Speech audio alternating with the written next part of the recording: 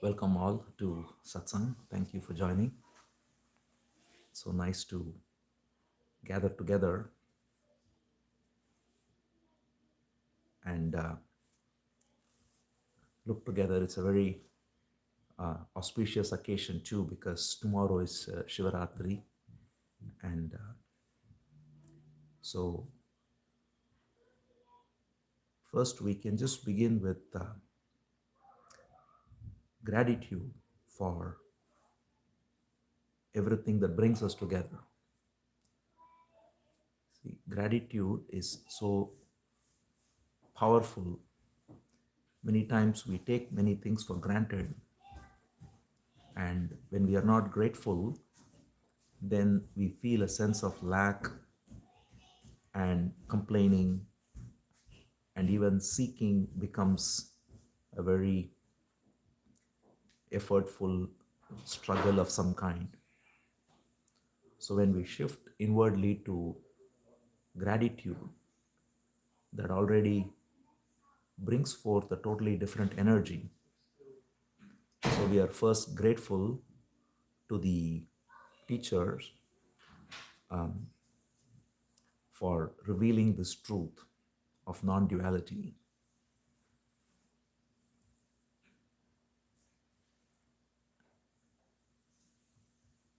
Recently, of course, when we say recently, that is less than 100 years ago, we have had a beautiful embodiment of this truth in the form of Ramana Maharshi on the sacred mountain of Arunachala. And before that and after that, we have also had many great teachers who have come and revealed this in different ways.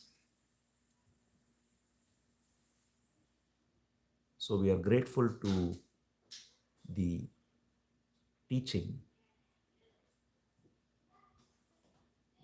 also grateful to everything that brings us together, even at the physical level, in terms of having the health and having the necessary facilities and all the rest that's essential to gather together peacefully in satsang. So when we look at all the things that are essential to gather together and we are grateful for it, then that very gratitude can awaken the heart and listen to it in a very different way. Because listening or speaking is itself a meditation when it's done not from the mind but from the heart. Sometimes we can sit with eyes closed and be caught in the mind with chattering of the mind. And sometimes we can be with eyes open, speaking, listening, and yet be completely in the heart. So meditation is not what we do, but how we do it.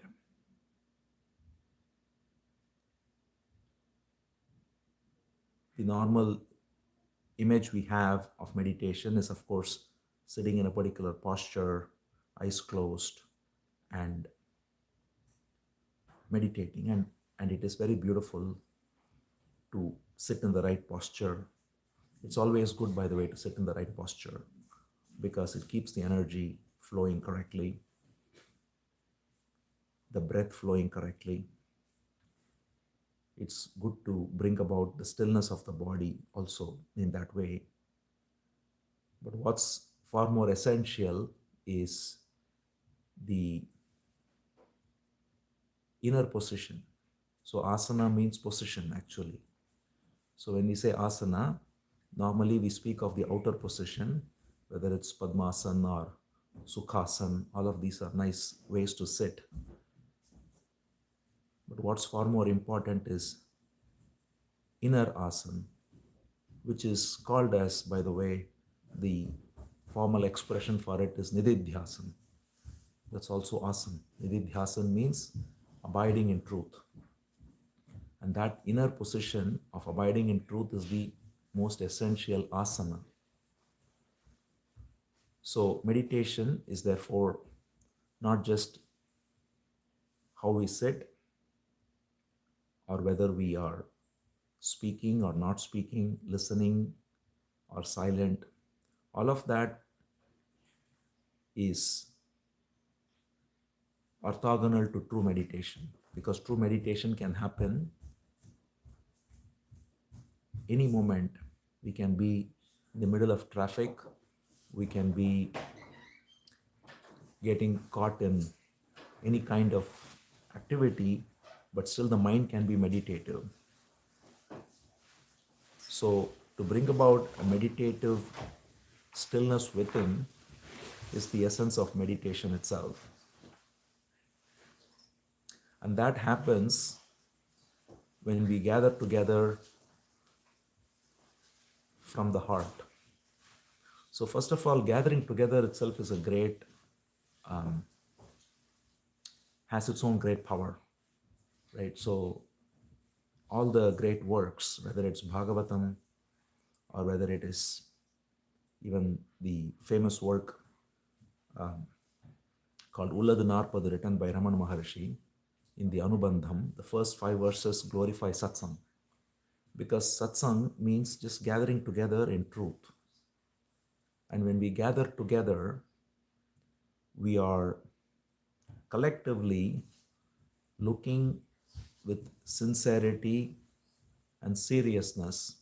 Seriousness not in the sense of being grave and dull, but seriousness in the sense of being intense. Someone said nicely how the right way to understand seriousness is how children play very seriously. Right? When we look at children play, but they play very seriously. Right? They don't take it lightly. And that seriousness is what is important. Not the seriousness that is very dull, but not the frivolousness which is common among us also.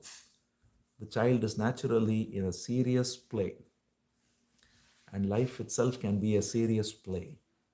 That is the beauty of coming upon this truth. So, to come upon such togetherness of satsang, where there can be the serious play of looking at it intensely,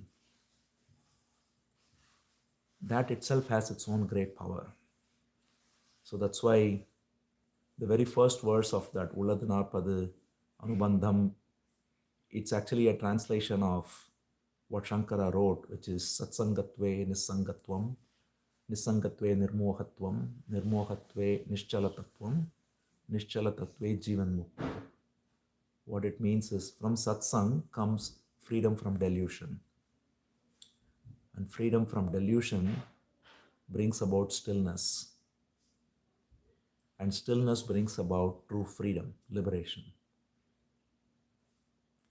So just gathering together in satsang is also something to be immensely grateful for. The folks who have organized it and made all the arrangements, it's such a great service that they are offering for all of us to come together. So when we realize all this and we look at it with gratitude, then we have a different kind of listening, different kind of speaking that comes about. So that is the first thing, is the glory of satsang itself.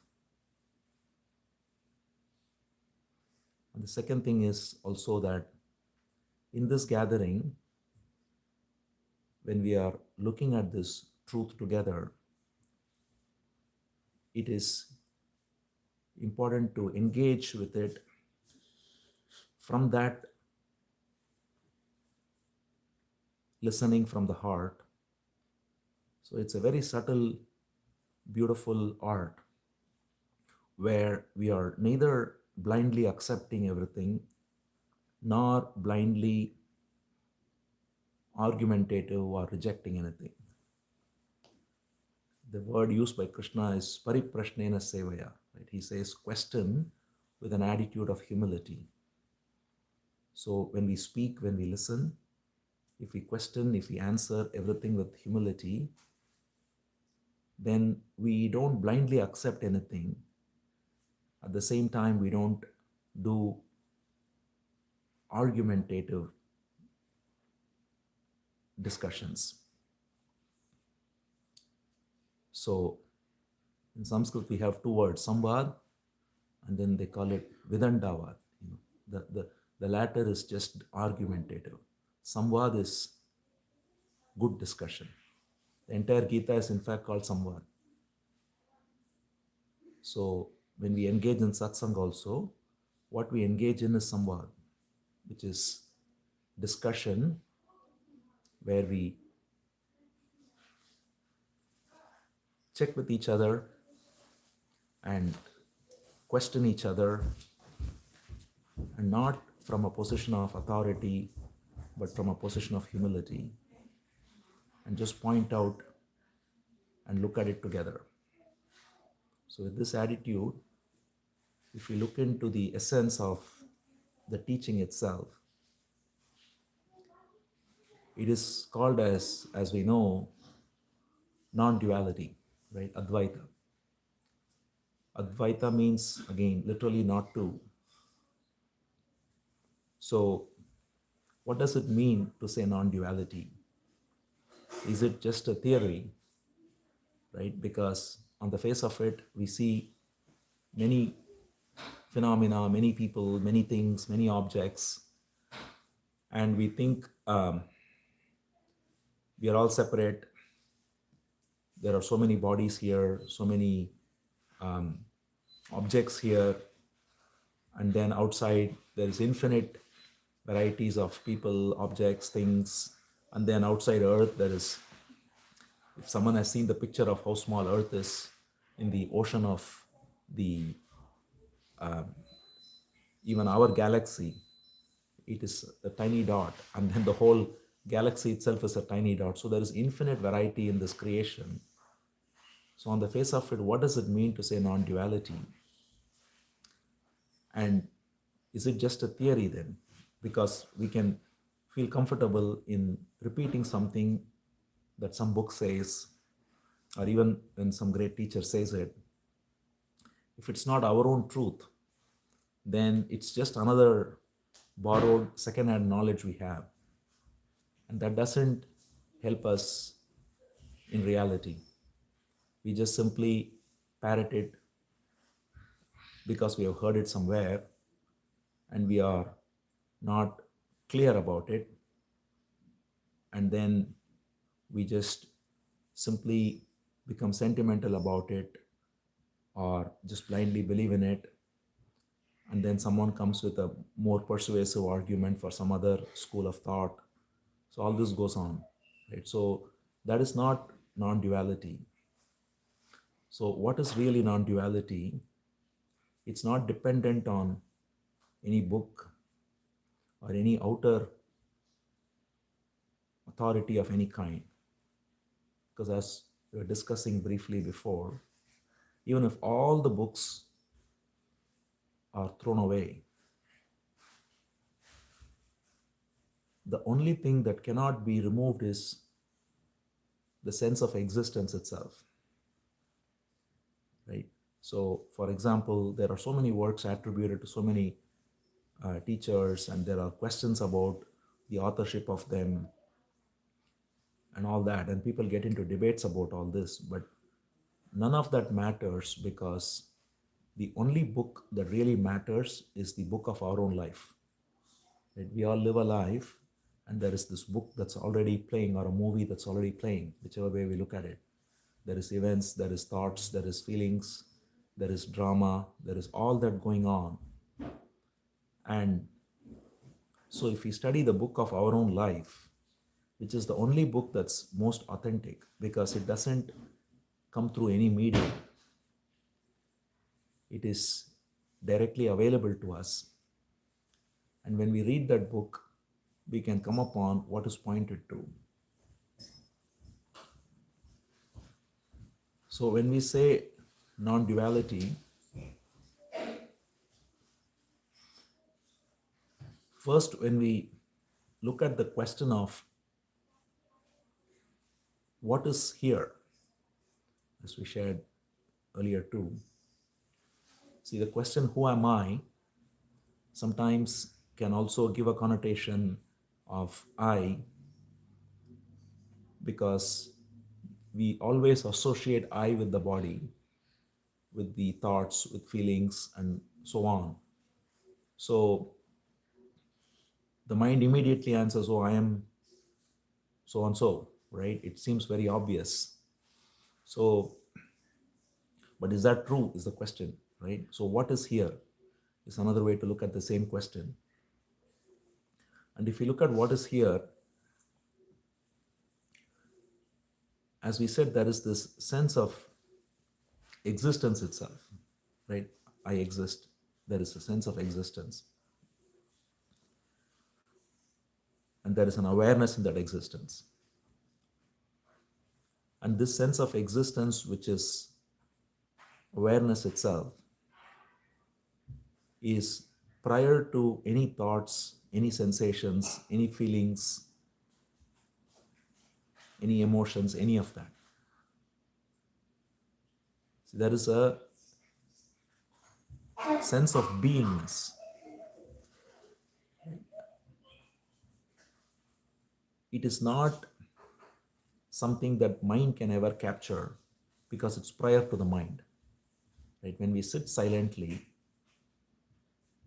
and do not engage in any thought, including the idea of witnessing thoughts or watching the breath, all of that are still activities of the mind. When we look at what is it in which everything is happening, including watching the breath, including watching thoughts, including any so-called meditation that one can do, all of that doing is happening on the ground of existence. And that ground of existence is the only thing that's common to all of us, right?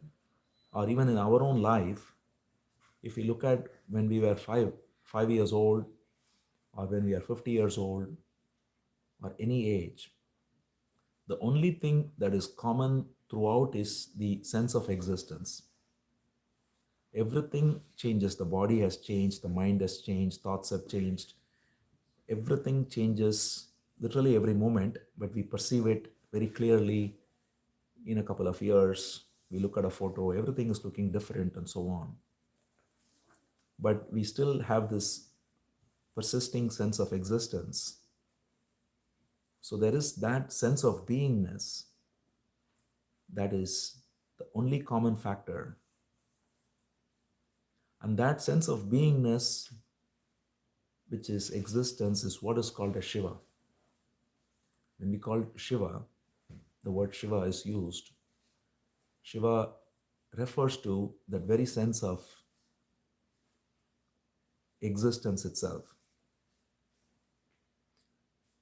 But this sense of existence is never static.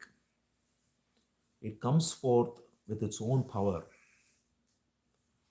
Right? The power that is there, the word for power in Sanskrit, as we know, is Shakti. Right? So that Shakti is inherent in this being, and it is in fact non-different from the being. It is the very being that is coming forth as the power of becoming. So anytime we see any movement of any kind, that movement is the energy of this becoming, the power of this movement, which is happening spontaneously. So if we look at it starting from our own bodies, we see that everything happens spontaneously even within our own body.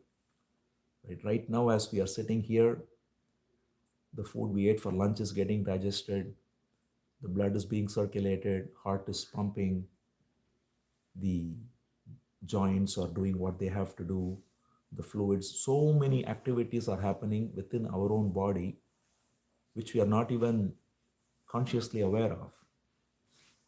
And all of these activities are all happening through this energy that is inherent in beingness. And the same energy is what is seen outside too. When we look at the trees and the plants and the rivers and oceans and the whole planet, and as we said, the galaxy, everything is in movement. So the movement is also happening spontaneously.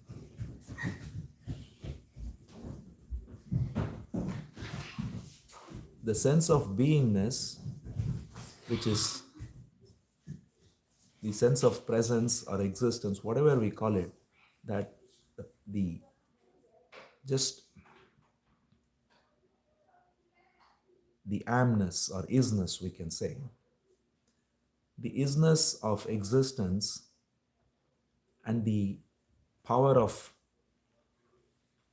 the becoming, which is coming forth, are both together happening spontaneously. So when we say Shakti, that Shakti is nothing but the power that is there within and without each one of us. When we say each one, we refer to the body. When we look at the body, what's happening within this body, what's happening outside, every sensation, the seeing, the hearing, smelling, tasting, touching, the thinking, speaking, doing, all of these activities are all happening through this power. So that is the spontaneous energy of becoming. And this is again common in everyone, though it manifests in different ways, right? So each one's body looks different, each one's thoughts are different, each one's sensations are different. But the energy that is at the root of all of this is the same energy. It is the same energy that is functioning at the atomic level, at the cellular level, and it is manifesting in different ways in different people. So this common energy that is there is without a second. And this is exactly why even the scientists are looking for a unified theory, because it's very clear that all that is operating at the material level is just energy. The energy that's making the body function, the energy that's making the rocks being a rock or a tree being a tree, is all just energy. And that energy is again common, though it manifests in different ways. Now, between these two comes forth the sense of I, the sense of me, which says, I am here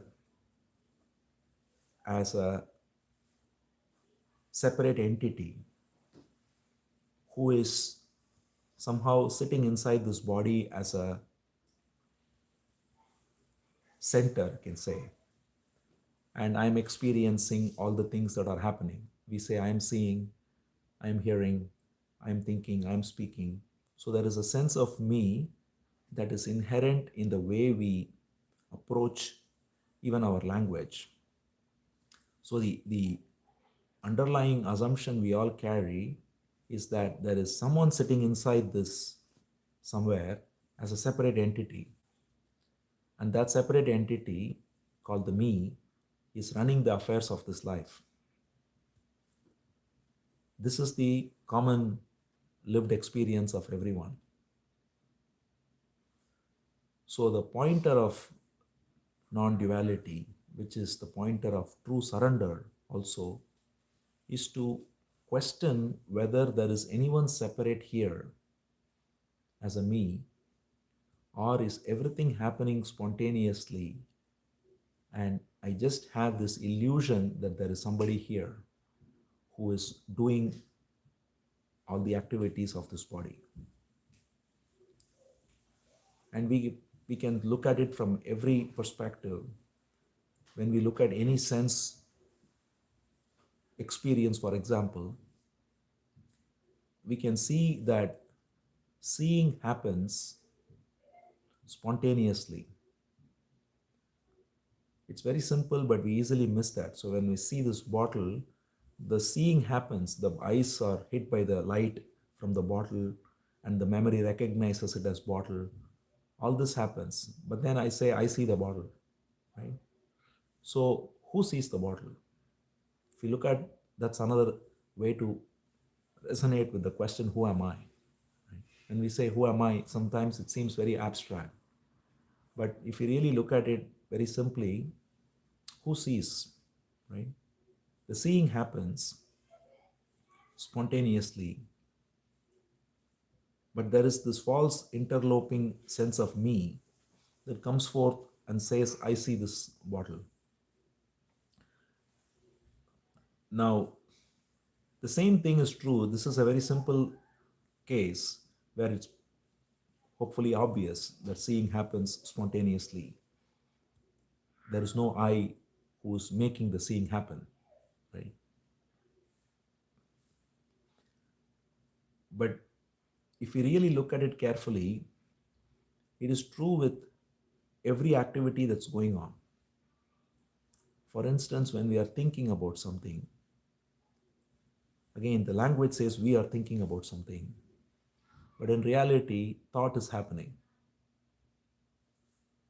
And what happens is there is a division between the thought and the thinker, and there is a sense me that claims to be the thinker and says, I am thinking this thought.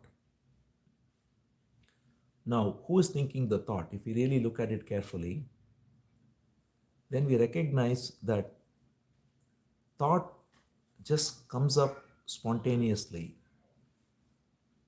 And the best way to know it directly is if you look at, can you predict the next thought right now? You cannot do that. What is the next thought you're going to have? It just comes up, right? We just think I'm thinking. Actually, we are not thinking at all. Thinking happens. So, but we are so fast in saying I am thinking thoughts, and then the whole struggle begins as to I have to control thoughts, or I have to mold my thoughts, I have to replace this thought with that thought. All of this struggle happens because of the one false assumption that I think I am the thinker. But when we look at this carefully and say who is thinking, we find out that thinking just happens. There is a stimulus and there is a response to that stimulus. And that response comes up as thought, comes up as perception. So if this bottle is the stimulus and the response is the sensation of seeing the bottle. Similarly, now it can trigger a thought to maybe if there is some association with this bottle in my memory, that can trigger a thought and say, oh, I had a bottle like this, it happened with that. So every stimulus results in thought of some kind, because even recognition actually is some kind of thought, right? Because you need memory to recognize even bottle. So all of this is, in fact, interestingly, if you look at it today in the age of AI, we see how all of this is increasingly being done by AI because it's a mechanical process, right? The memory working and recognizing and rendering an image and then matching it. All of this, the only thing is our brain is such a fantastic machine that it's so difficult for any machine to come close to that. But in reality, what we have is this tremendous power. And who wields this power? Right? And that is true devotion, because the what we normally think is I am wielding this power, right? We say I am thinking, I am hearing, I am doing. So we are taking ownership of something that never belonged to us. And then we are looking for God outside. We are looking for truth or whatever we call it. And every religion or every system might come and say this or that. But the direct pointer is find out who is the one even looking for it. Right? So when I'm the normal way in which many religions work is they don't look at the subject, they go to the object, right? So the object is called as God, and then you can give a form to God, or you can say God has no form, and then some people fight over it. One says it's blasphemy to give form to God, another says no, we need form, right? But all of these arguments are only for objectifying God, right? The thing that people don't recognize is that the moment you make God an object, you have actually not given him the primary existence. You are here first, and then I am looking for God. Right? So this is what is called dualism, right? Duality. That the subject is here, the object is there, and then I am looking for God out there.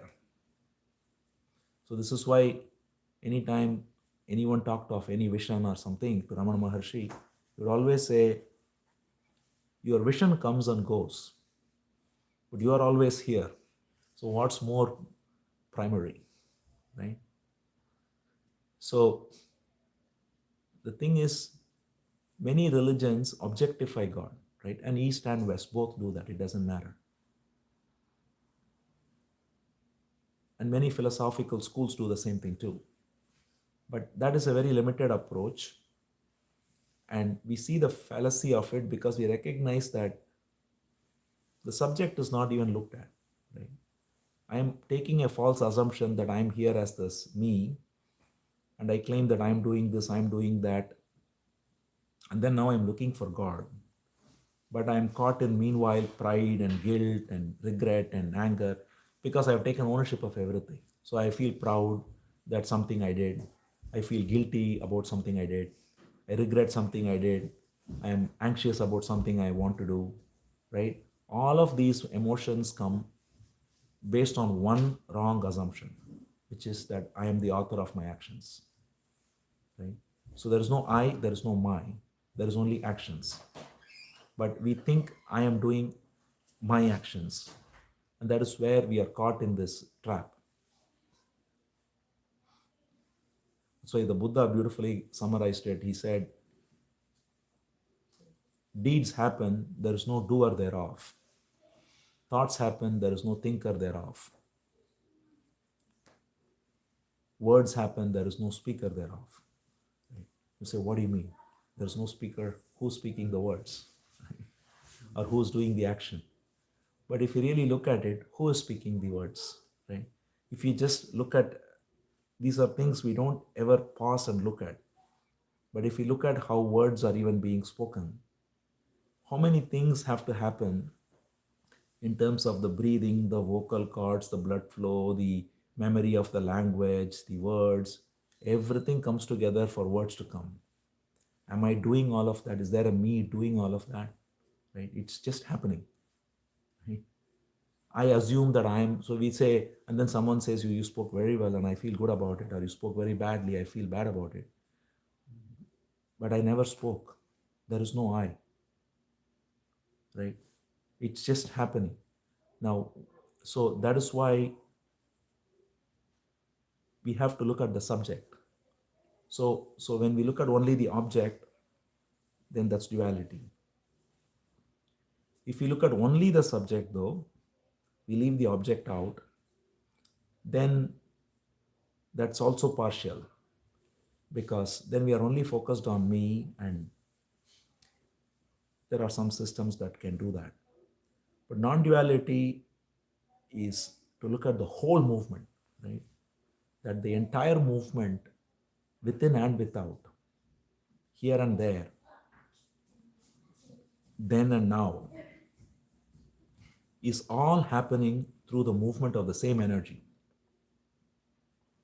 And that energy is spontaneous and intelligent of its own, right? The intelligence that pervades every cell. See, someone said that the amount of processing that happens in the mitochondria of one cell, the computing power of it is some ridiculous number. Right? So the amount of intelligence that is there, even at a very physical level, in our own body, which we take for granted. That's why when we say gratitude in the beginning too, we take for granted this body, right? This body is a miracle actually, right? The human body especially. Every body is a miracle. The human body is especially one because we are able to speak and listen and interact and think about things, and all of these faculties are given, and none of these faculties are to be taken for granted because they are just, each one is a miracle. Right? When we see someone who cannot speak, we realize what a gift speaking is, right? And same is true with, we see someone suddenly who is not able to walk, or even something simple as, you, like once I hurt my thumb, just one thumb, and I realized how much this thumb is important, right? So you don't recognize the value of something unless something is hurt or not working. You cannot write well, you cannot eat, you cannot do so many things you do just one thumb, right? So every aspect of this body is an expression of the same intelligence, and the same intelligence is what's manifesting outside too. So non-duality is that simple pointer that everything within and without is an expression of the one divine energy, which we call as Shakti, whatever term we call it. Shakti simply means power, right? So we say Shakti and then we think it's a very religious term. It's just power. It's just, the simple meaning of the word is power, and there is power everywhere, right? Another name for it is, in Sanskrit we call it Prakriti, right? Prakriti simply means, literally means that which is well done. Kriti means what is done. Pra is a prefix which means well done. Like pra means good, like prashasan or whatever, prabha, pra means well done. So when we speak of any of these terms, we tend to mystify it with some religious connotation, and we other it because of that, right? We say, Shakti, I have to go to some temple to see Shakti. It's right here. Right? There's nothing wrong with going to temple, but it's right here, right? And Shiva, the beingness, which is one with the Shakti, is right here, right? To come upon that is true essence of Shivaratri or Shiva's worship. So when we speak of non-duality again, it's this recognition, not that there are, everything is one. See, when we say everything is one, it can be a very theoretical statement that doesn't touch the essence of it, because on the face of it, as we already said, there's infinite variety, right? But the essence is what we are talking about, right? So pervading this infinite uniqueness is the essence of oneness. And that essence of oneness is all that is animating everything. So again, when we go to the sense of being and becoming, that's why the sense of being is always here as the very sense of existence. And the becomingness is the power of this divine energy. And they are together, as we said. So one of the important things to recognize is that being and becoming, which is Shiva and Shakti, are always together.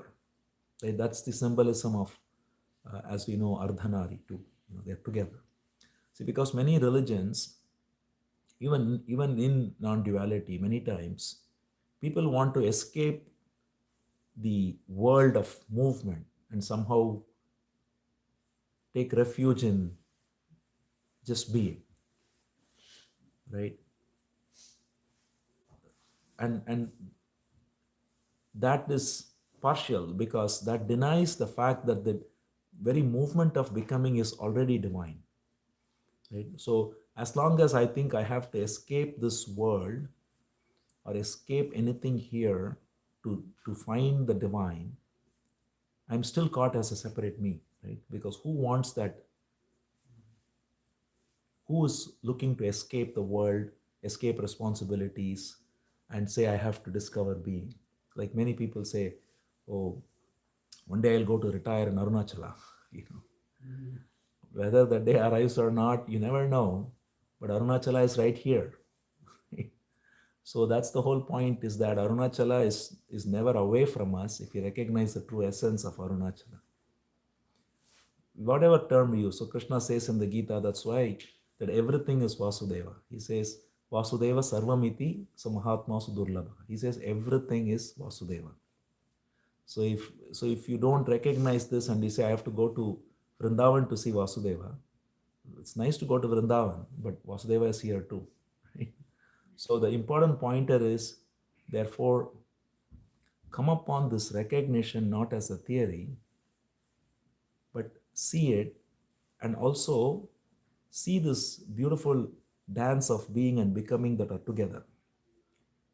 And then we recognize that the only problem here is this false me that's coming between the two and claiming ownership of this activities of becoming.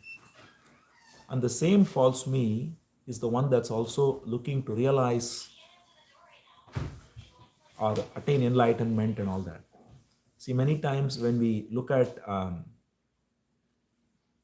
even the spiritual sadhana, what happens is normally we are caught in this identification with becoming, right? Identification with my story, the story of me, you know, I was this, I was that, I've done this, I've done that. So there is all this desires and this and that.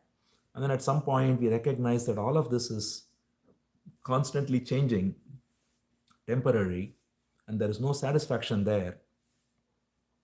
So we turn towards finding something that's eternal, and so we turn towards seeking the truth, which is seeking the being itself. But that very seeking is also coming from the wrong assumption that there is somebody who's seeking, right? So that's why it's sometimes compared to the last stick in the funeral pyre, but which also has to burn. Because otherwise we hold on to that and say, I am looking to attain realization, I am looking to attain enlightenment. Who is this I? It's again the same false me, which turned away from the world but now wants to make self-realization into another experience. So in other words, as I said before, it's wanting to make being into another becoming, if you know what I mean, right? So, because even the language, you say, I want to become enlightened, or I want to become self-realized, right? So it becomes another movement in time. So the whole pointer of non-duality is to recognize that as long as we identify with any becoming, we are caught in the story of me. So it's the direct insight which can happen in a flash, which brings about that stillness. So when we recognize that there is, therefore, nobody here to do anything, right?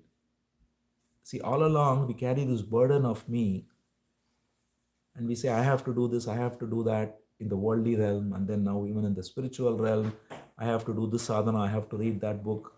And then there is an ocean always, right? There are so many books, so many theories, and then people will have different philosophies, they debate about it.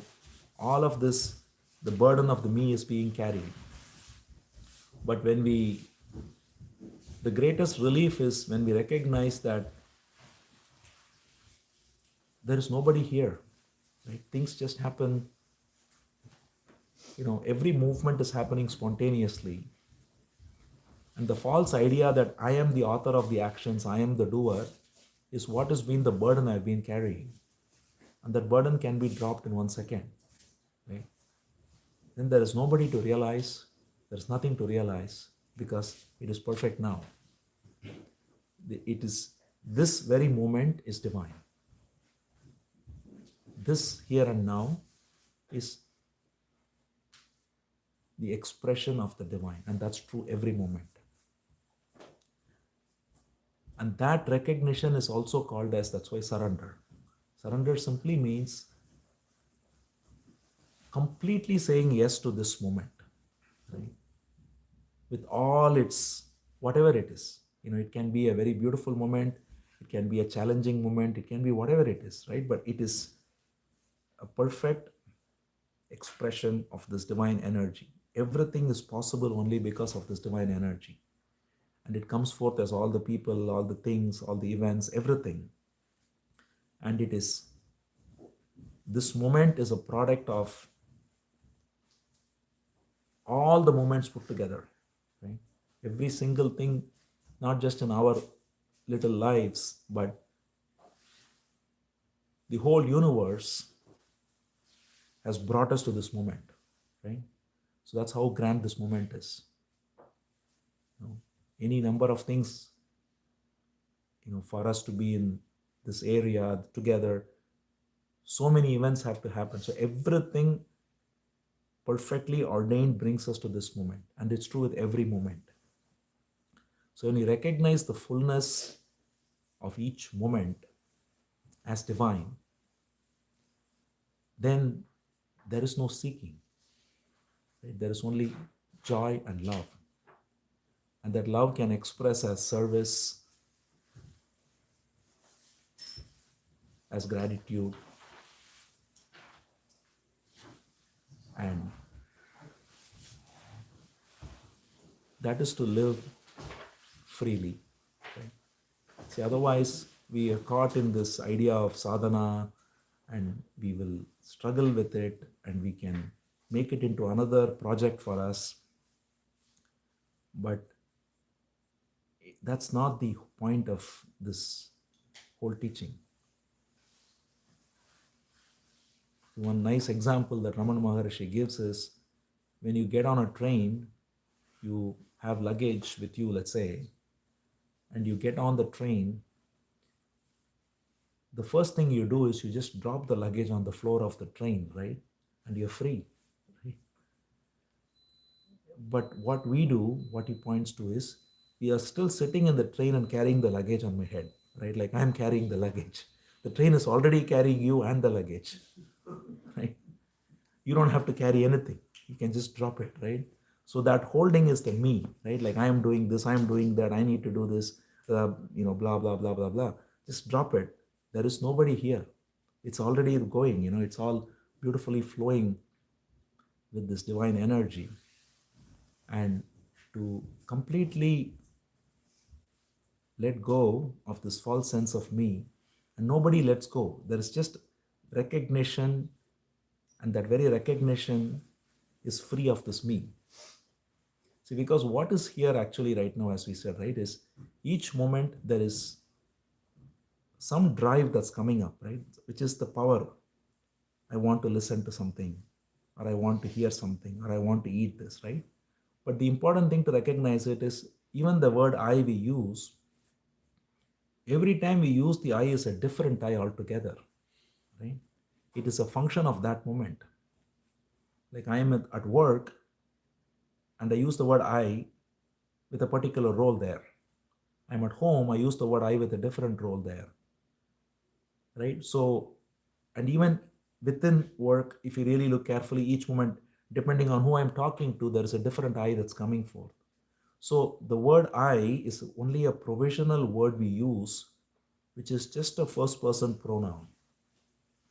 It's not a fixed entity, right? That is the primary thing for us to recognize, is that it's a fluid process. A beautiful example that's given is, it's even given in Greek philosophy. Somewhere I read it. It was very interesting that they came upon the same thing, which is like a river. Right? If you look at a river, if you look at Ganga, you say there is Ganga, right? But actually there is only water flowing, right?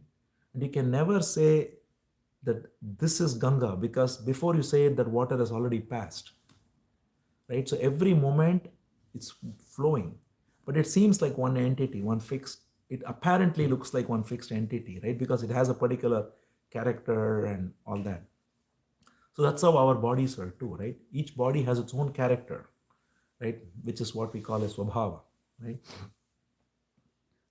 So we don't suddenly, that's why the body has its own memory and, you know,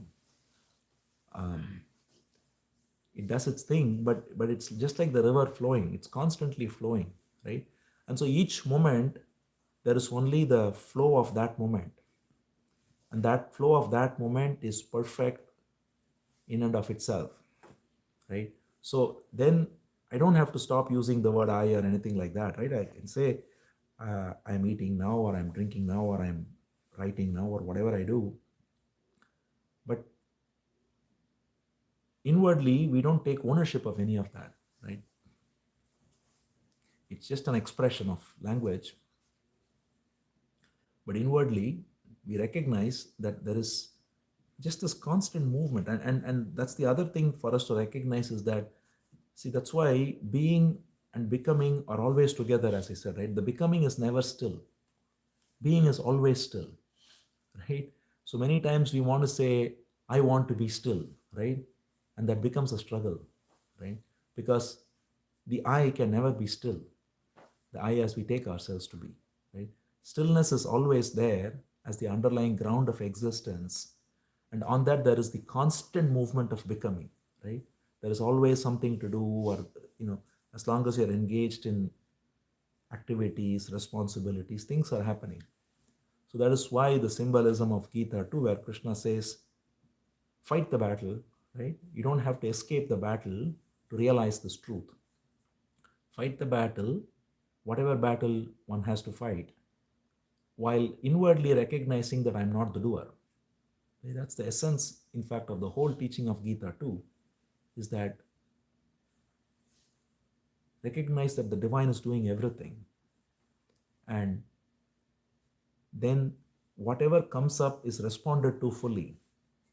See, when we see something, we respond to it fully and it's finished, right? There's no registering that I have done it and what did they think of it, whether they like it, whether they did not like it. All of that mental commentary is because of false ownership that I did it. Right? You just respond to something, finish it, forget it, keep going. So light, free way to live. And that freedom comes through non-duality. That's the whole pointer of non-duality or Advaita, is recognize that everything, the subject and the object, within and without, is all one movement of this divine energy, which is happening on the ground of existence, and they are together. So to come upon this is to recognize the essence of Shiva and Shakti. So,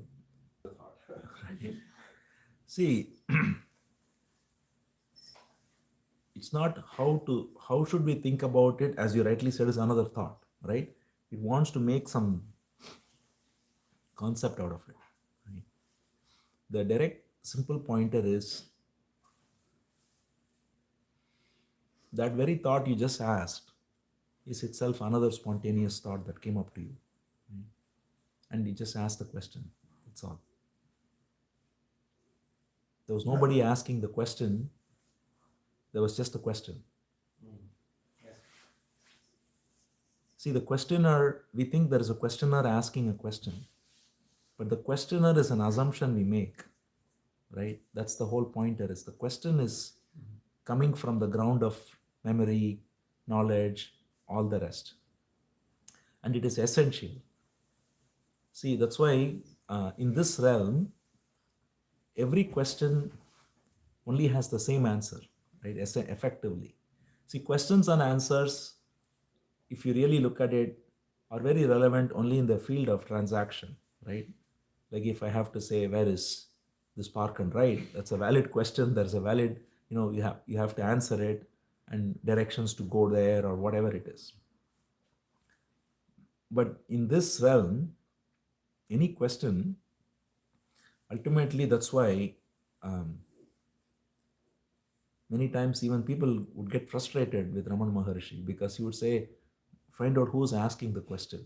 Right?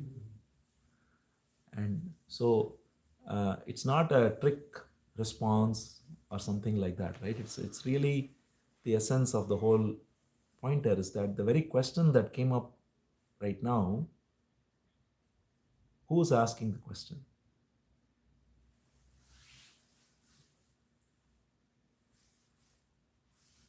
Like really find like you see that there's nobody, there is just a movement, that's all, right? There was a movement of that question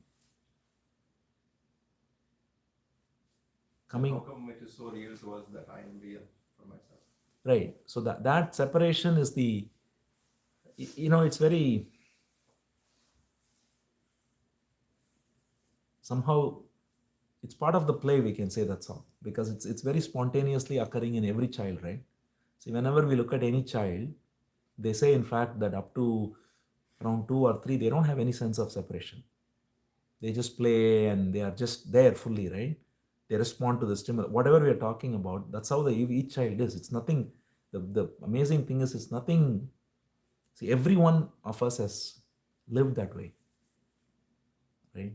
We didn't feel like we didn't feel proud of anything. We didn't feel guilty of anything. When you're a 2-year-old child, you just do what you do, right?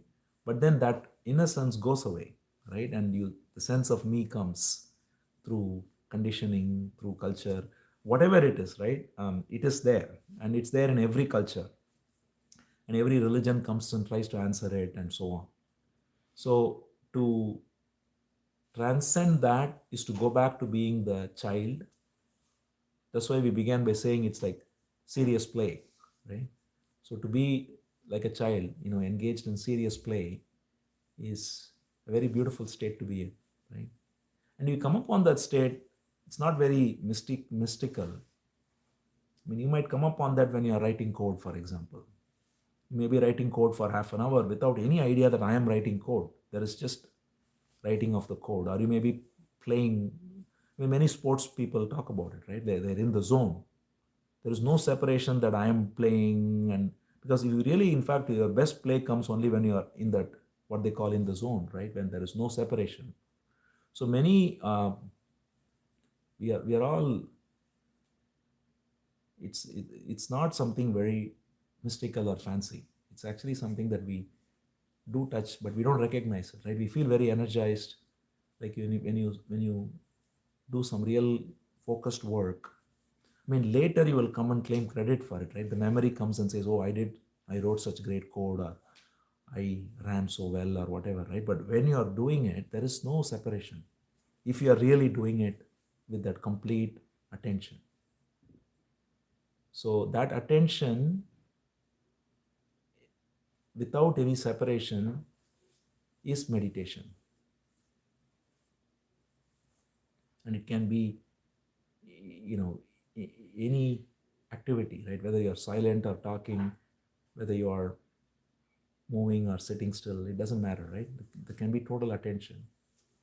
Especially in, see, relating to people is a very beautiful way to look at it, right? When you're talking to someone, are we talking with complete attention, or are we having some commentary going on, right? Where I'm worried about what he's thinking, or I'm judging it, all this is when there is no attention, right? Our attention is divided. But when we have total attention, there is just the words that are spoken, and the response comes out of the listening. Right? That's true listening, right? And that's very practical. It's not something mystical that you need to be away from the world. In fact, in the world, it's the most beautiful way to relate to people.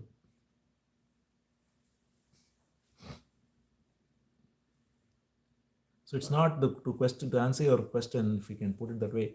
It's not how do I look at it. It's just be in total attention. That's all. Right? When there is a movement that is wanting to claim ownership or separate, just recognize the falsity of it. Right? You cannot do anything more than that, but that's enough. See, seeing the false as false is enough. Sorry, someone is asking to repeat the question. I forgot.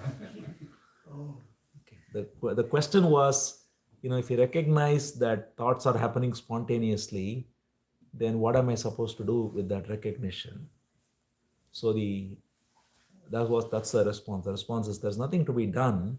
Just be in attention. That's all. Each moment be in total attention.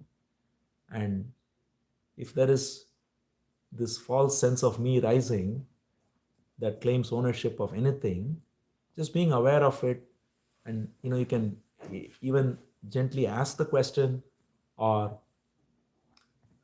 you don't even have to verbalize as to who is, let's say I'm hurt, who is getting hurt, right? That's the whole point of the question. Who am I? Who's getting hurt? Then we recognize that it's only an image of me that is getting hurt, right? I've created an image of the doer of this action or something, and that image is getting hurt, and I've taken that image to be me when I never did the action in the first place. There was no me. There is just the action. So there is just, therefore, nothing to do with it, but just, there is just the flow of life itself for no one, right? It's not that I am here to recognize this or something like that. It's just, when you live in total attention, that is its own reward, right? That's all. Is there something that we can do to come back to ourselves at that point? Repeat the question. Yeah. So the question is, when the mind is very agitated and there is a lot of thoughts, then we get caught in the sense of me and we lose ourselves in that. So, what can be done to come back to this recognition? There is no alternative to being alert.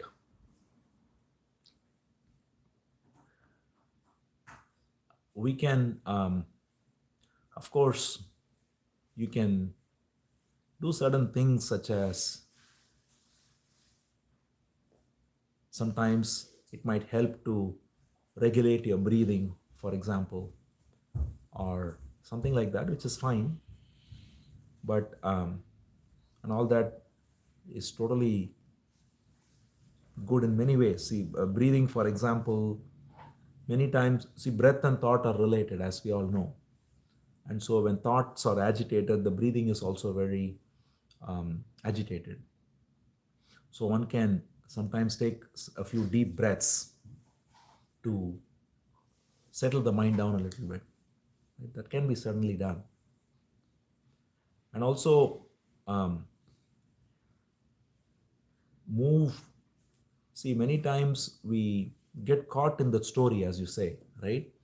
And the story becomes very important because we are ruminating about it, thinking about it.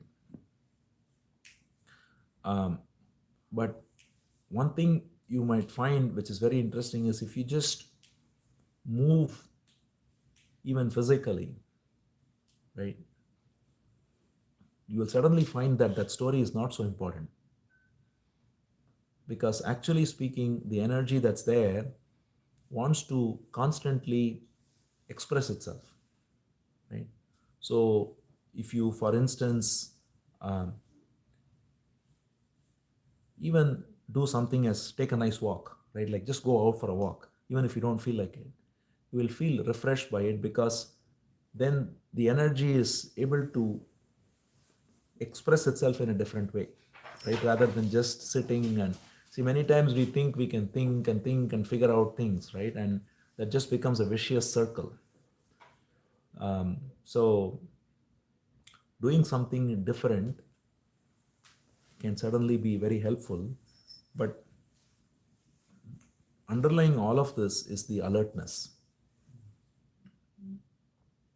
So if you are getting hurt, or if you are getting angry, or whatever it is, depressed or whatever it is, if you look at the fact that it's just the story that you've carried that's getting hurt,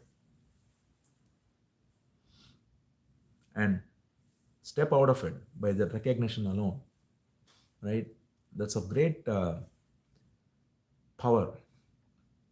See, that's why this inquiry is compared to Brahmastra, right? Because it's like it's the weapon that shoots down everything. So if you just look at who is getting hurt, recognize that that very feeling of getting hurt was only a story that is being perpetuated by the mind. So you can, by that very recognition, be free of it. But sometimes I see what you say, that sometimes some people say that it's very um, powerful, and particular moment seems very overwhelming or something like that. Then you can certainly do something such as breathing calmly or doing something physically. See, that's why sometimes you go and like wash the dishes or something, your mind will settle down. Just physical work, because it's good for the mind to do something rather than just sit and think about things. So you can engage yourself and recognize that you are, you know, the, see, the other thing is the brain always likes to,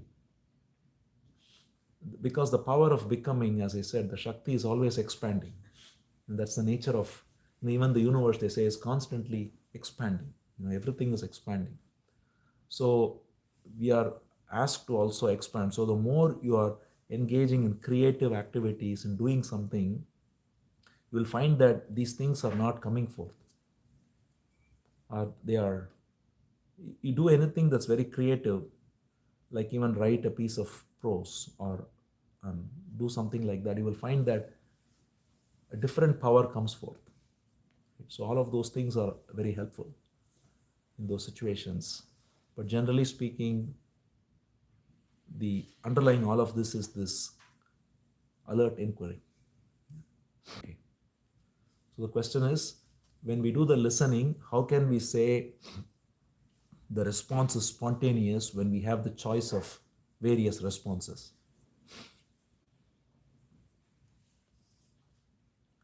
See, it goes back to the question of choice itself, right? See, when you look at various responses that are there,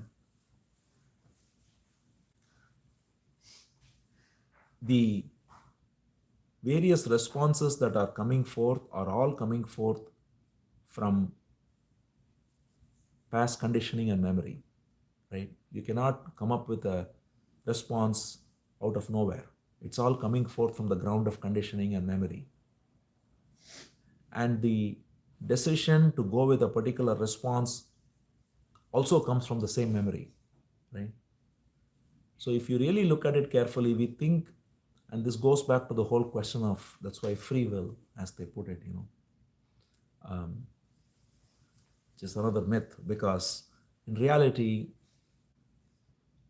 the ability to choose between two responses, what is the basis of the choice?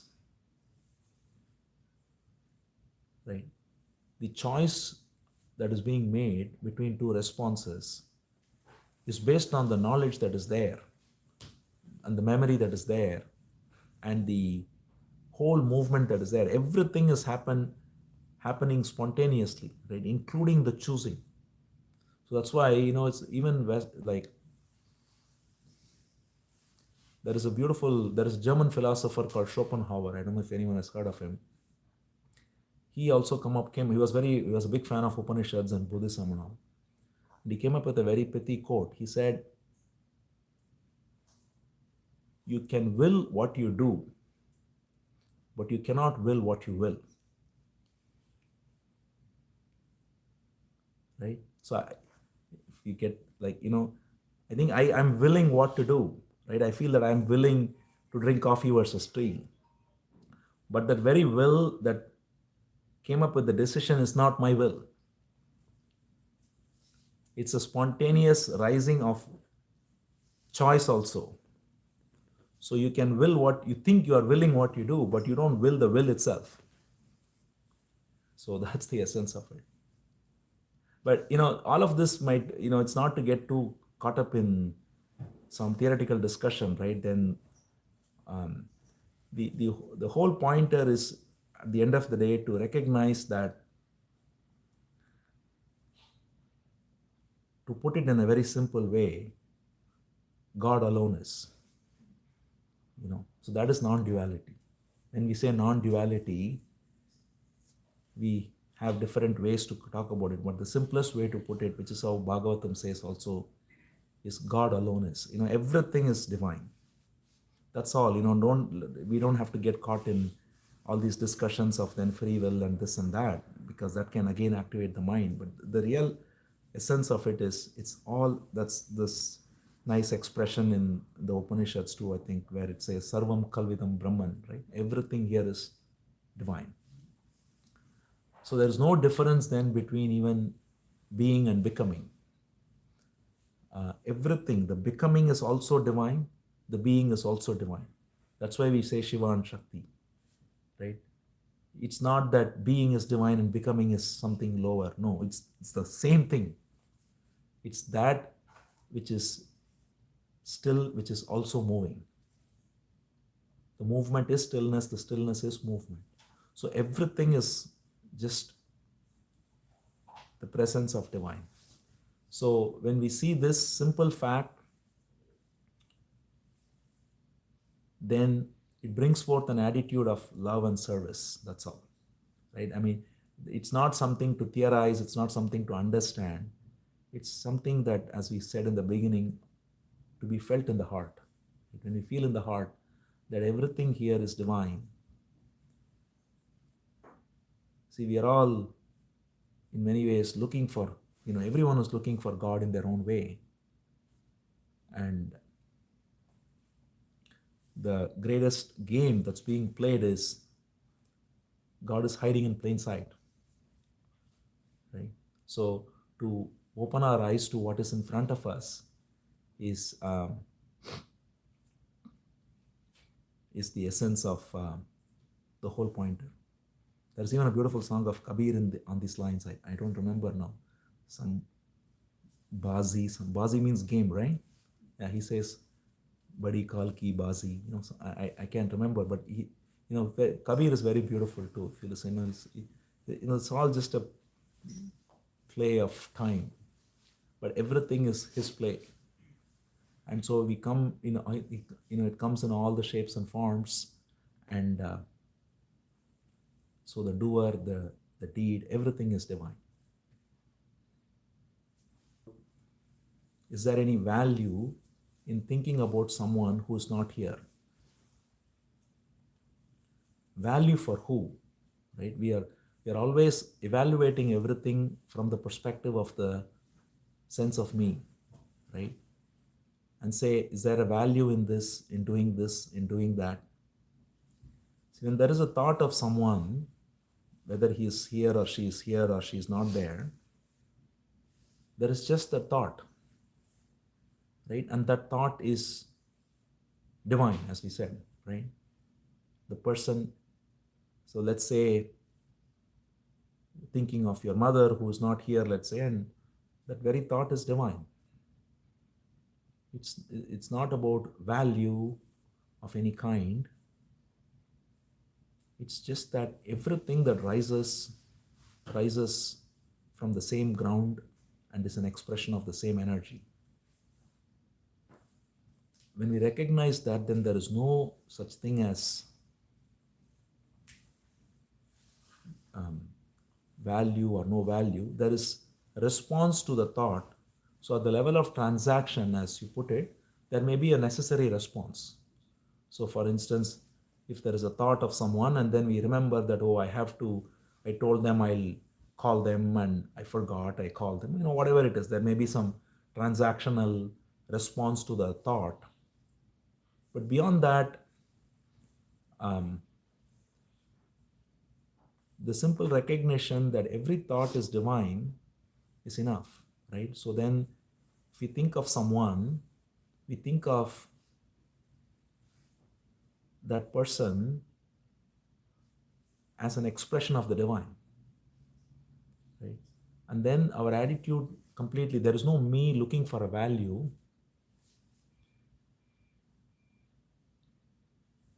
right?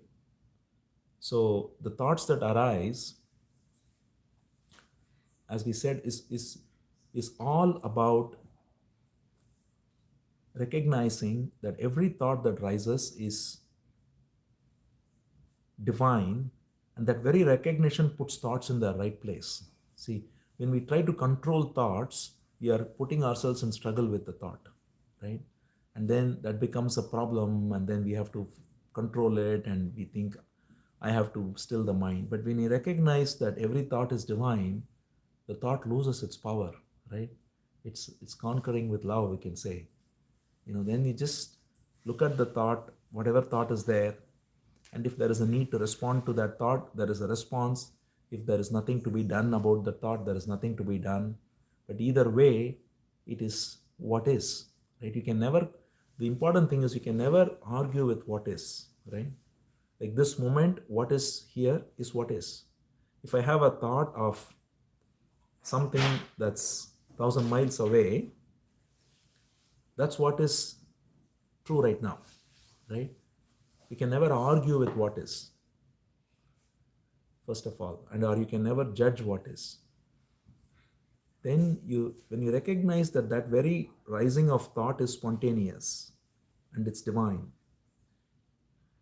then we look at the thought, if it's about a person, with a completely different attitude, right, of love and serving. And if there's anything we can do, we can do. Otherwise, we don't have anything to do. That's fine. But that's all.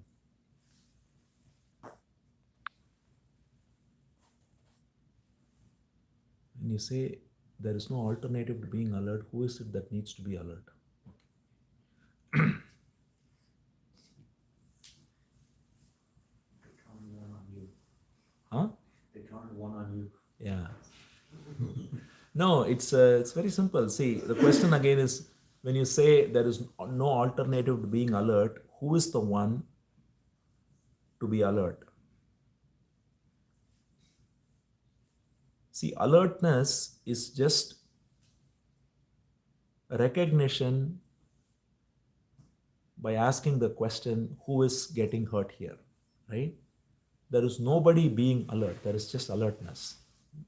Just as there is no thinker of any other thought, there is also nobody who is alert. The idea that I am here and I have to be alert, all of that is, again, language may say like that, but there is just alertness, that's all. Right? When you are walking in the street and a car comes by and you step out, who is alert? There is just a spontaneous alertness with which you step out of the way, right? Now, this may not be so spontaneous because our conditioning is that we get caught in the story of the me and all the rest. So this alertness requires us to be clear. See, that's why clarity is very essential, right? Many times when we come to meditation, without clarity, we can get caught in various ideas, visions, or fanciful images, or projecting some state of enlightenment, comparing with others, so on and so forth. But when there is clarity, then the clarity can bring forth alertness. And it's not an alertness of anyone, it is just alertness, that's all.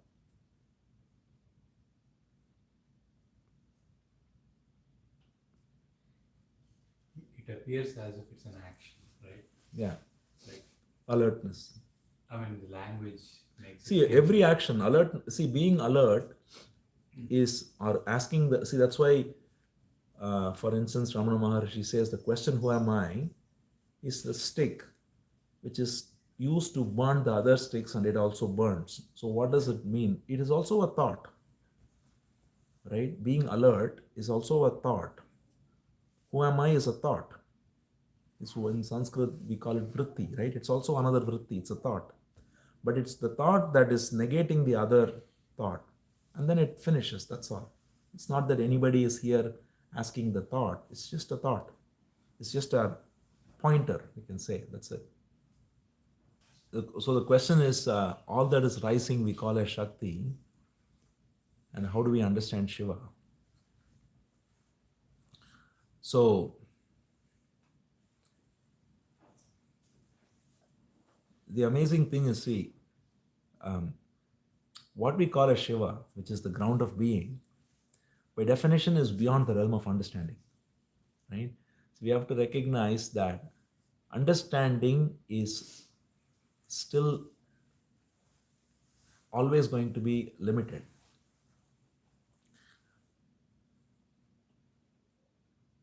Even this recognition that everything is the movement of Shakti is not just an understanding mentally or anything, right? It's just an insight, a recognition, and surrendering to that flow of energy. And when you surrender to that flow of energy without any separation, then there is this stillness that's within, which is always there, but it is coming forth as true peace and joy. That is Shiva. So when we said, for example, that when you are truly in total attention to something and you feel a joy in that attention, peace in that attention, right? That peace, that joy, that stillness is Shiva, is that very beingness. That we can never touch it and say, this is the moment you want to do that, it's elusive, right? Then you try to capture it. The very nature of Shiva is peace itself, right? Consciousness, peace, existence, whatever it is. So you can never separate yourself and understand, but the very being is already that. And that reveals itself when there is no movement of the separate me. Right? When there is total attention to an activity, even that attention, or when you sit still in meditation and there is no thought, let's say. So thoughts are, let's say you're sitting in meditation for some time, thought is coming. The moment you start trying to do something with the thought, control it, struggle with it, then there is this constant chatter. But you just recognize, like we said, that every thought is divine, and don't just, there is not even watching anything, right? There is just a total, it's hard to even put it in words. Just surrender to the flow. Then there is no, it's like they say about monkeys, right? As long as you chase the monkey, it keeps on running. You just ignore it, it's just gone. Then there is a stillness that comes. And that stillness is what we call the ground of Shiva, which is always there, but we don't see it because we are caught in this chatter of the mind. That's all. So in Ramana's example, where he talks about the screen and the actors. Yeah, screen is Shiva, exactly, right? We could say in many ways, yeah, right. That's why once, there's a nice story which someone came to Ramana Maharshi and said, if Shiva comes in front of you riding his Nandi and asks, what boon do you want, what would you say? I don't know who asked this question. It came in, I think, read somewhere. And the answer was so typical. He said, I would say, don't come in a form and cheat me, go away. You are pure consciousness.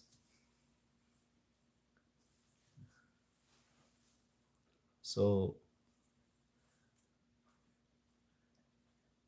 there is, we try to always, capture everything in an image, but sometimes that image becomes the obstacle, right, in recognizing the essence.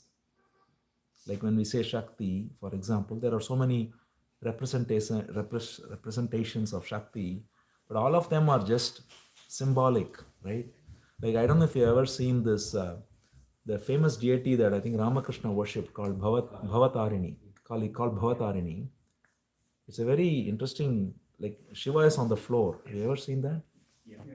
Shiva is lying on the floor and she is dancing on top of him. Which is symbolizing this very thing that he is the ground and she is the one who is expressing. Now, if you just literally get caught in that image, then it becomes its own obstacle, but it's just symbolizing, it's a beautiful pictorial representation that Shiva is the ground and Shakti is dancing on top of him. And they are one and the same. It's like just coming forth and dancing.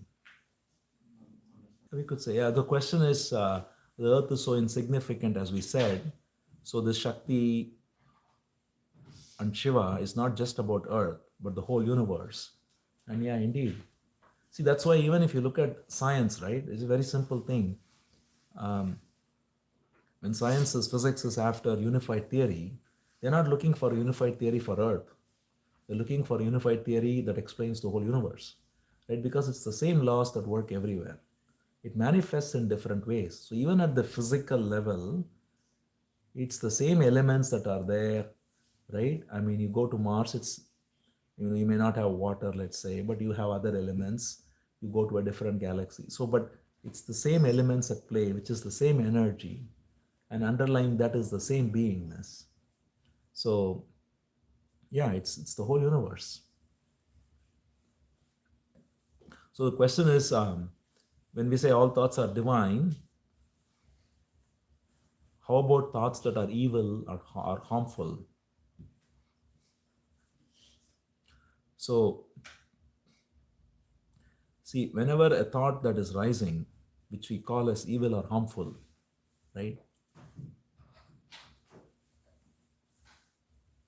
The thought is there only because of this sense of separation. We have to run, sorry about that. Oh, is it? Yeah. Oh, okay. Really sorry. That's okay. Thanks for coming. Yeah.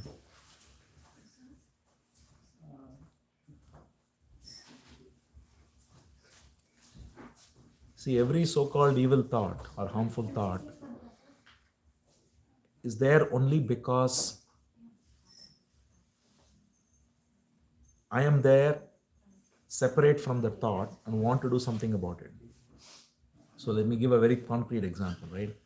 Let's say there is a thought that says, I want that person to get hurt or whatever, right? Now, any negative thought has its root in the me, right? So when a thought rises, if there is a negative thought that rises, right, it's also rising spontaneously. But and that thought is also, therefore, because it's spontaneous, it's also an expression of the divine.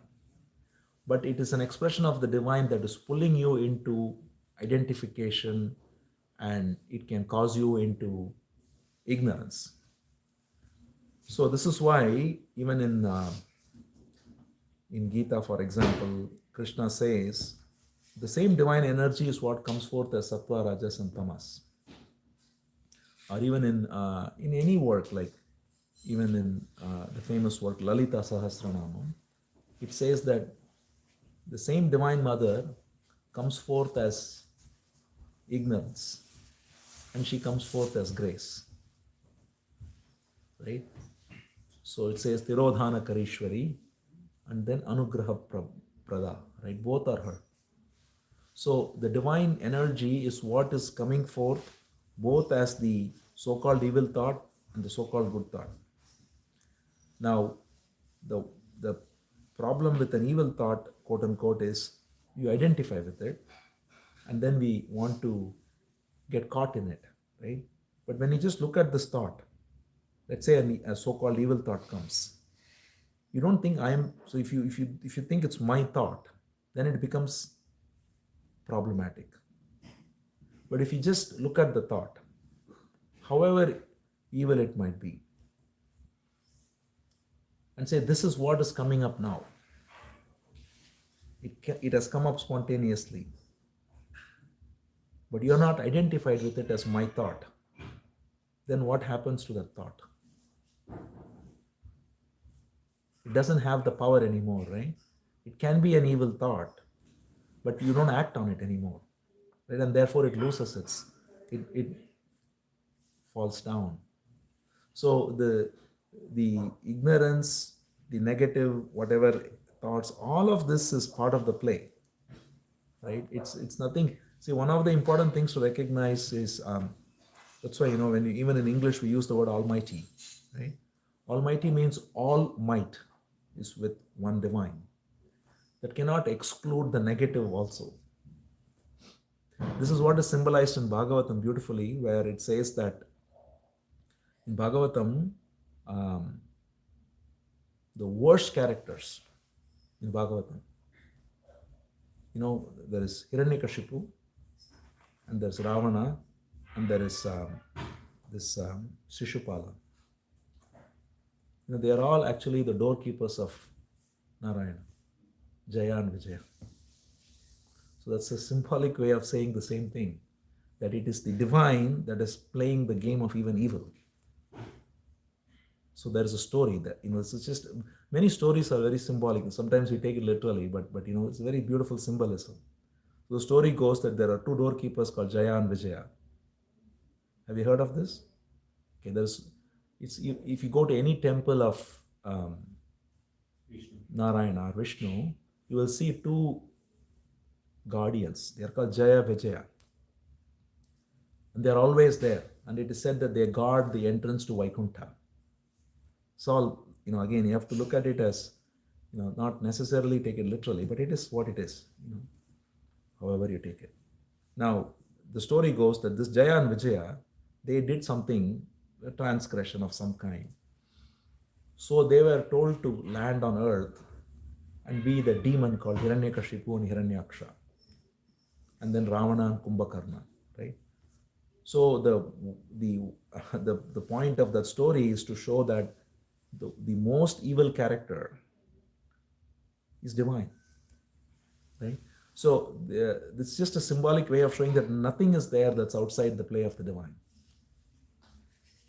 But if you get caught in it, then we are taken in that way, right? That is the play of Maya. When we recognize that everything is the play of Maya, then we are free of Maya. That's the conundrum here.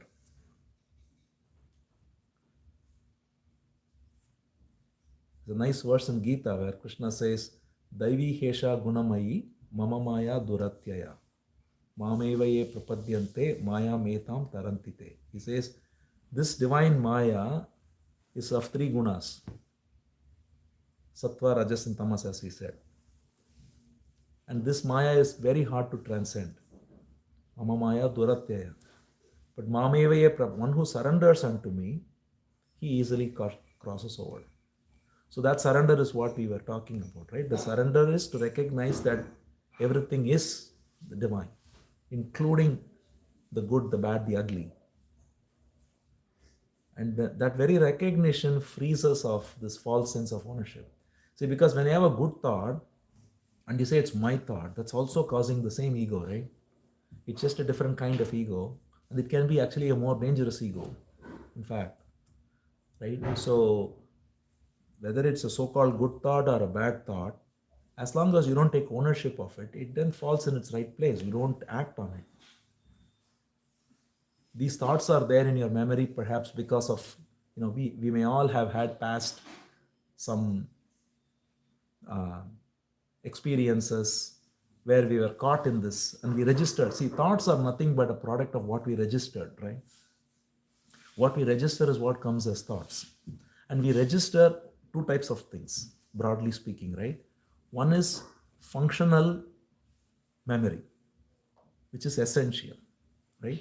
So English language I'm speaking now, it's registered functionally in the brain. Using the phone or using this or that, all of this is registered and it's coming out as thought. There is functional memory. Then we have been registering what's called psychological memory, where we are constantly registering the sense of me as having done it, I have done it, I was so good at it, I was so bad at it. All this psychological story, as you put it, the story we are registering. So whenever we have thoughts, the thoughts are nothing but either the functional memory or the psychological memory coming out. Functional memory is essential to live. Like if I go and sit in a car, I need to know how to drive the car, and that's memory, that's making it happen. How to operate the phone or whatever.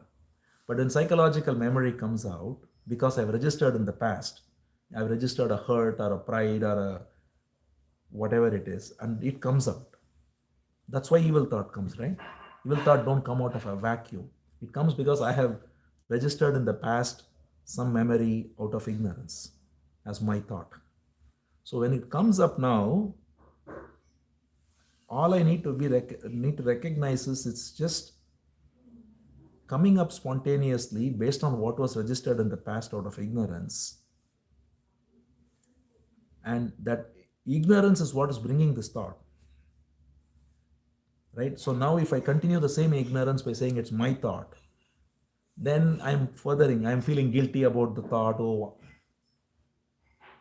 what a bad person I am. I'm having such an evil thought, or what a great person I am. I'm having such a good thought. All of this commentary continues the story. Right? When you recognize, if you drop that story and say it's it's there because of this wrong registering, and you drop it now. So it doesn't matter. That's the beauty, is that every thought is a portal into the divine. Right? Then you don't have to worry about, like, you just wait and see. That is meditation, right? You sit down and say, what thought comes next? It doesn't matter what thought. It's fine, because whatever thought comes next, if it's good or bad or ugly, you have the same attitude to it.